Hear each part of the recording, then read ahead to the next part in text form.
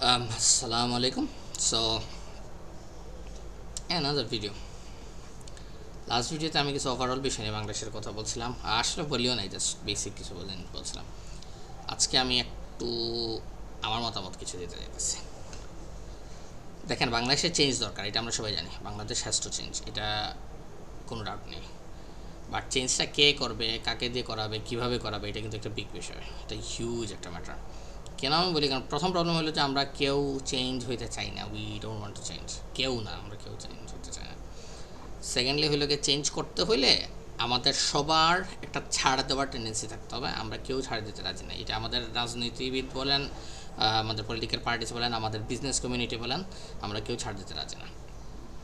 এখন বাংলাদেশের ডেভেলপমেন্টের জন্য যদি আমাদের কোনো ধরনের ছাড় আমরা দিই না, তাহলে তো আমরা চেঞ্জ আনতে পারবো না। যে জিনিসটা আমরা 5 অগাস্টের পর থেকে এখন পর্যন্ত আমরা এটা দেখতে পারতেছি যে এক দলকে ক্ষমতা থেকে অনেক কষ্ট করে আন্দোলনের মাধ্যমে, অনেক রক্তক্ষয়ের মাধ্যমে সরানো হয়েছে। এখন যখন আমরা মনে করতেছি যে হ্যাঁ, একটা মেজর চেঞ্জ আসছে, তো মানুষ মরছে, এখন সাম চেঞ্জেস দরকার, তখন দেখা যাচ্ছে অন্য আরেকটা দল, ওরা মনে করতেছে আমাদের তো সুযোগ চলে আসছে, তাহলে এখন আমাদেরই টাইম, আমরা কেন এই সময় ওয়েস্ট করবো? আমরা এই সময় ওয়েস্ট করতে পারবো না, so we have to do it. Problem হইল যে আমরা যদি এই মেন্টালিটি থেকে বাইরেতে না পারি, আমরা তো আসলে আমরা কিছু আশা করতে পারি না। হ্যাঁ, এখন বলা যেতে পারে যে নতুন ধারার মানুষ কেন রাজনীতিতে আসে না। হ্যাঁ, আমাদের লাইক আন্দোলনের সাথে যারা জড়িত ছিল, ওরা মোরলেস একটা নতুন পার্টি করছে। বাট ঘটনা হইলো যে এই নতুন পার্টিটা করার সময়ই কিন্তু অনেক ইস্যু ছিল এটা নিয়ে। যেমন ওরা একটা মানে আন্দোলনটা কিন্তু আস্ত দেশব্যাপী হয়েছে, রাইট?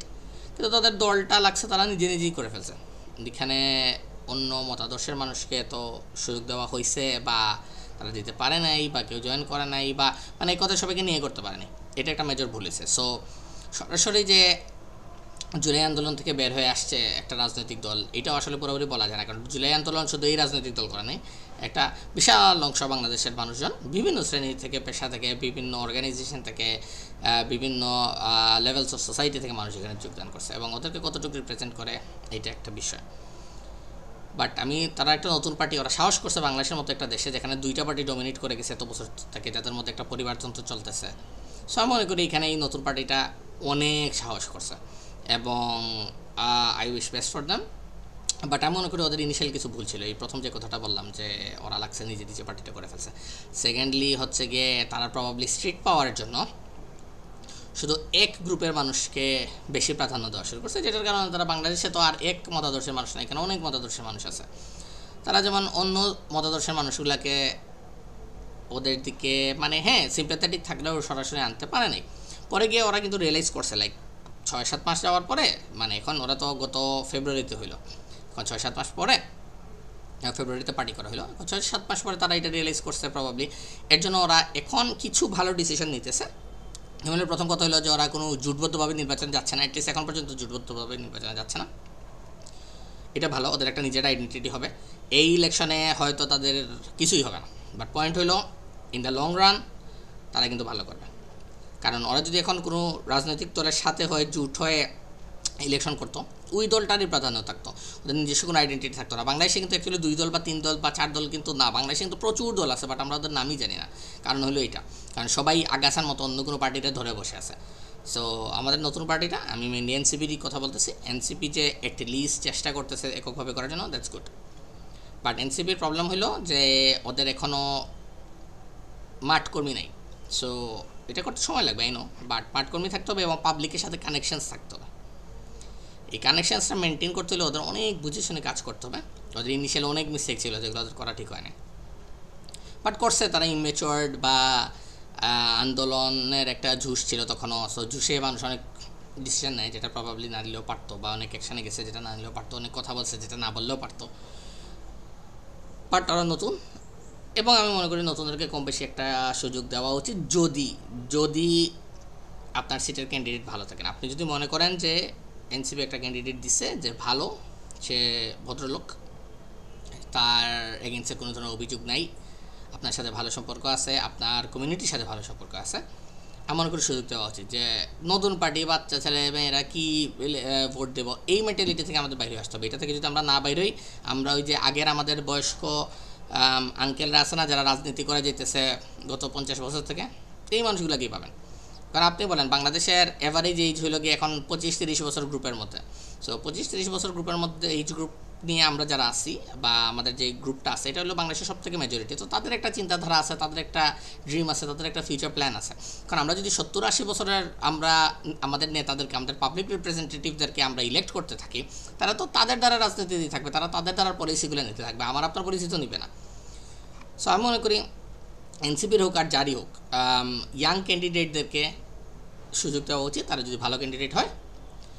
আর আমরা এই পার্টি প্রথা থেকে, যে আমার দাদা বিএনপি করছে, আমার বাবা আওয়ামী লীগ করছে, উনি জামাত শিবির, আমার পরিবারের অমুক জামাত শিবির করে আসতেছে, তো আমরা ওইটাতে থাকতে হবে, এগুলো থেকে বাইরে আসতে হবে। আমি যদি মনে করি আমার ক্যান্ডিডেট ভালো, এই ক্যান্ডিডেট অ্যাকচুয়ালি আমার জন্য কথা বলবে, দেশের জন্য কথা বলবে, তাহলে আমি মনে করি ওকে সুযোগ দেওয়া উচিত। আর আরেকটা জিনিস, ইলেকশনে যখন আমি ভোট দিতেছি, আমাদের অ্যাকচুয়ালি অনেক ভেবে চিন্তে ভোট দিতে হবে। ইমোশনের উপরে ভোট দেবেন না, টাকাকে তো অবশ্যই দেবেন না, যে 500 টাকা দিবে উনি, 500 টাকা দিবে উনি, 1000 টাকা দিবে, আমার জীবনে তো কোনো পরিবর্তন হবে না, আমি দিই না কেন ভোট। আসলে পরিবর্তন হবে। আপনি যদি একটা চুরে ভোট দেন, চুরে আপনারা 5000 টাকাও যদি দেয় ইলেকশনে একটা ভোট দেওয়ার জন্য, সে আপনার কাছ থেকে দুর্নীতি করে 5 কোটি টাকা খাবে, ইনডাইরেক্টলি 5 কোটি টাকা খাবে, আরও বেশি খাবে।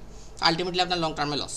সো টাকার জন্য দেশের ভবিষ্যৎ বেঁচে দিন না, নিজে চিন্তা করে বুঝে নিজের রিপ্রেজেন্টেটিভ হিসাবে যে আপনার জন্য কথা বলবে, পার্টির খালি স্লোগানে চলবে না বা পার্টির নিয়ন্ত্রণে চলবে না, আপনার জন্য কাজ করবে, এরকম কাউকে ভোট দেওয়া উচিত। অবশ্যই আপনার যাকে খুশি আপনি তাকেই ভোট দেবেন, এটা আমাদের গণতান্ত্রিক অধিকার এবং আমরা গণতন্ত্রের জন্যই আমরা এত কিছু করতেছি। Everyone has a right. But এমন কোনো ক্যান্ডিডেটকে ভোট দেবেন না যে আপনার কথা তো শুনবেই না আপনি ভোট দেওয়ার পরে, অন্য কেউ যাতে গিয়ে ডিস্টার্ব না করে। এটা অর্থনৈতিকভাবে হোক, এটা সামাজিকভাবে হোক, এটা কালচারালি হোক, দুর্নীতির মাধ্যমে হোক, মাস্তানির মাধ্যমে, চাঁদাবাজির মাধ্যমে হোক, যেভাবেই হোক, ভালো ক্যান্ডিডেট সিলেক্ট করুন। হ্যাঁ, আপনি বলতে পারেন আমার এক ভোটে তো কিছু হবে না, আসলে এক ভোটে হয়, অনেক কিছু হয়। রিসেন্টলি দেখেন বিভিন্ন দেশে কিন্তু অনেক ডায়নামিক ভালো ভালো ক্যান্ডিডেট ইলেক্টেড হয়েছেন। যেমন আমি একটা এক্সাম্পল দিতে পারি, নিউ ইয়র্কের নতুন মেয়র হয়েছেন জহরান মামদানি। উনি কেন ভোট পাইছে? উনি কিন্তু প্রথম মুসলিম বলে ভোট পায় নাই বা উনি ইয়াং মানুষ বলে ভোট পায়নি। উনি ভোট পাইছে কারণ উনি নিউ ইয়র্কের বিভিন্ন ইস্যু নিয়ে, যে ইস্যুগুলা বড় বড় কেরিয়ার পলিটিশিয়ানরা অ্যাভয়েড করে যাচ্ছে, কারণ স্বাভাবিক তারা বড় বড় বিজনেসের সাথে, বড় বড় অর্গানাইজেশনের সাথে জড়িত, তাদের সাধারণ মানুষের আসলে কোনো মতামত নিয়ে তারা ইন্টারেস্টেড না, they don't want to work on it. But জনার মামদানি কিন্তু এই বিষয়গুলো নিয়ে কথা বলছেন। সো এর জন্য উনি কানেক্ট করতে পারছেন লোকাল মানুষগুলোর সাথে, ওয়ার্কিং ক্লাস মানুষটার সাথে। কারণ ওয়ার্কিং ক্লাস বলতে কিন্তু বাংলাদেশে অনেক ওয়ার্কিং ক্লাস আছে। আপনি যদি একটা ব্যাংকেও চাকরি করেন আর আপনার 80,000 1 লাখ টাকাও বেতন হয়, আর কেউ যদি রিক্সাও চালায় করে মাসে 10,000 টাকাও ইনকাম করে, বা মানুষের বাসায় কাজ করে মাসে 5,000 টাকা ইনকাম করে, দুজনই কিন্তু ওয়ার্কিং ক্লাস। আমি জানি আমাদের দেশে কি বলবো, সোশ্যাল একটা কি আছে, সোশ্যাল একটা জব ক্রাইটেরিয়া আছে। হ্যাঁ, আমি তো এই ক্লাসের না, আমি তো অফিস হোল্ডার, আমি অফিস ছাড়া চাকরি করি না, সে তো রিক্সা ড্রাইভার, বা আরেকজনের রিক্সা ড্রাইভার করতেছে, রিক্সা ড্রাইভারের ছেলে কি এখন ব্যাংকে চলে যাবে, এরকম আছে না? সো এই জিনিসগুলো থেকে আমাদের বের হয়ে আসতে হবে। আমরা মনে করি আমি আজকে ব্যাংকে বসে বা বড় একটা এনজিওতে কাজ করতেছি বা একটা মাল্টিনেশনাল কর্পোরেশনে কাজ করতেছি, আর আরেকজন একটা পিয়ন, আমি আর ও তো ওয়ার্কিং ক্লাস না, আমি তো মানে বড় সাহেব হয়ে গেছি। আসলে না, কর্পোরেট হেডসদের কাছে, আমাদের পলিটিশিয়ানসদের কাছে দ্য অ্যাকচুয়াল পাওয়ারফুল, যেটাকে আমরা দ্য 1% বলি, 1%-এর কাছে আপনি কিন্তু সেম, দুজনেই সেম।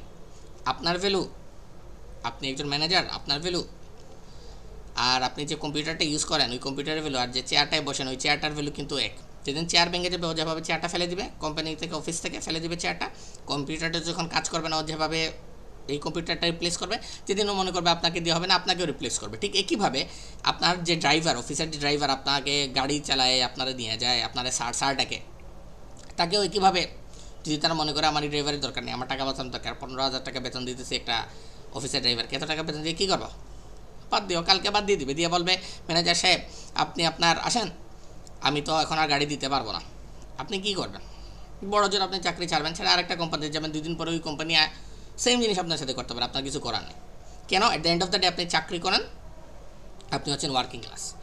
সো আমি মনে করি বাংলাদেশের different levels of working class, হ্যাঁ এই লেভেলটা আমরাই বানিয়েছি আমি জানি, এবং এটা জেনুইন কিছু না, এটা থাকা উচিত না। বাট আমাদের দেশের এই ওয়ার্কিং ক্লাসের ইউনাইট হওয়া উচিত, এবং তখনই আমরা ইউনাইটেড হইলে আমরা একসাথে কাজ করতে পারবো এবং আমরা এমন কোনো ক্যান্ডিডেট আমরা ইলেক্ট করতে পারবো যে অ্যাকচুয়ালি আমাদের ওয়ার্কিং ক্লাসের জন্য কথা বলতে পারবে। সো এটাই আমি আশা করি আমরা বুঝে শুনে দিব। আর বাকিটা হইল তো অবশ্যই মানে কী বলবো, আর what is best for us এটা আমাদের দেখা উচিত। আর বাকি তো আর আমাদের আশেপাশে অনেক সিচুয়েশান আছে যেটা আমাদের কন্ট্রোলের বাইরে, এটা কন্ট্রোল করার চিন্তাভাবনা করাও ডিপ্রেসিং আমাদের জন্য at the moment, but let's hope for the best. So আমি এটাই বলবো লাস্টে যে আপনি এমন একজন ক্যান্ডিডেটকে ভোট দিবেন বা ইলেক্ট করার চেষ্টা করবেন যে আপনার হয়ে কথা বলবে, পার্টির কথায় নাচবে না, যে আপনার রাইটসের কথা গিয়ে পার্লামেন্টে বলবে, আপনার এরিয়ার কথা বলবে, আপনার উন্নয়নের কাজ করবে, আপনার রিপ্রেজেন্টেটিভ হবে। এবং এটা কোনো ক্লাস বেসড জিনিস না, আমরা সবাই ওয়ার্কিং ক্লাস এবং ওয়ার্কিং ক্লাসের যাতে একটা রিপ্রেজেন্টেটিভ থাকে, বাংলাদেশের ম্যাক্সিমাম মানুষই এরকম। সো বেস্ট অফ লাক, দেখা যাক কী হয়। Thank you.